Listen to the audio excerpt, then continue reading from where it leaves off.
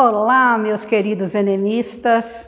Então, estamos partindo agora para detalhar as partes da nossa redação Nota 1000.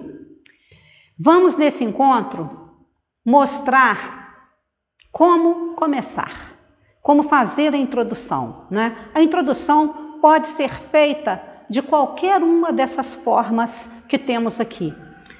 Nós podemos introduzir por definição, por comparação, por notícia, por contestação, por dados, por flechas, por citação, alusão, por fatos históricos ou por retrospectiva histórica. Então, isso significa que, para começar, basta ter clara a forma como será mostrada a ideia e qual é a tese. Começo, dizia um velho professor, que é aquilo que inicia um enunciado, e conclusão é aquilo depois do qual nada mais temos a falar. Então, introdução é começar. E evitemos, né?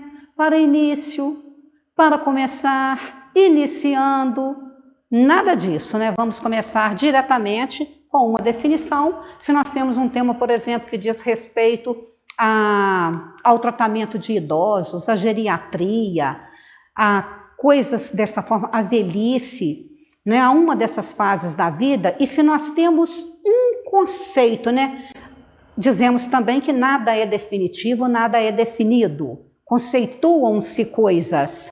Então, que conceito eu tenho a respeito do assunto? Geralmente, os textos de apoio trazem um esclarecimento sobre o tema, depois uma exemplificação dessa temática, um ponto de vista a respeito dela, prossegue mostrando gráficos, números, expansão desse tema, e depois, geralmente, tem um texto mais leve para arrematar aquelas colocações do texto, né? Podem ser 3 textos de apoio, podem ser 4, podem ser 5.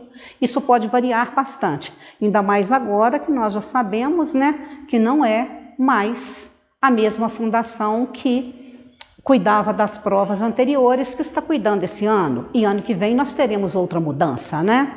Com base no currículo. Então vejamos, como eu vou começar? Se eu vou começar com uma conceituação, eu vou dizer que sabe-se que considera idosa a pessoa do sexo feminino acima de 60 anos e do sexo masculino acima de 65. Então, esses dados são mais precisos. Esses conceitos podem ou não estar lá. É muito importante saber que não podem ser copiados trechos dos textos de apoio, nem trazer informações memorizadas sem demarcar autoria e deixá-las entre aspas ou entre travessões, de forma a mostrar que estamos ali validando um repertório. Se eu busco informação no texto de apoio, eu posso colocar, conforme mostrado no texto 1 ou no gráfico 2 e tal, eu posso retomar essa informação sim, mas deixando claro que eu não estou fazendo uma cópia. Outra coisa que é muito importante é não parafrasear simplesmente, porque trocar 6 por meia dúzia é considerado também plágio, é considerado elemento para zerar a redação. Então, se nós tivermos trechos copiados do comando, dos textos de apoio, podemos zerar. Temos de buscar na nossa bagagem o que nós temos, então, de conceito.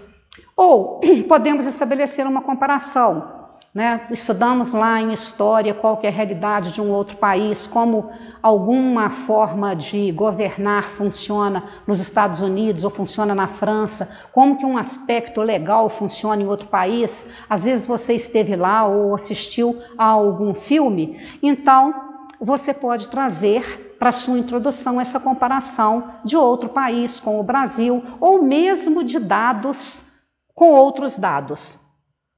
Notícia.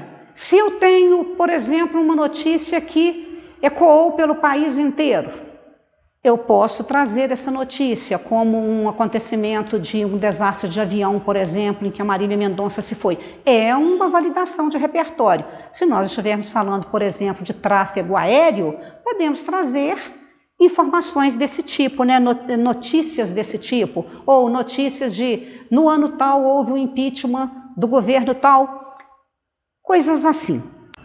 Então nós podemos também contestar informações, às vezes até do texto de apoio, ou a ideia que está em relação àquela que eu pretendo desenvolver, e também os dados estatísticos.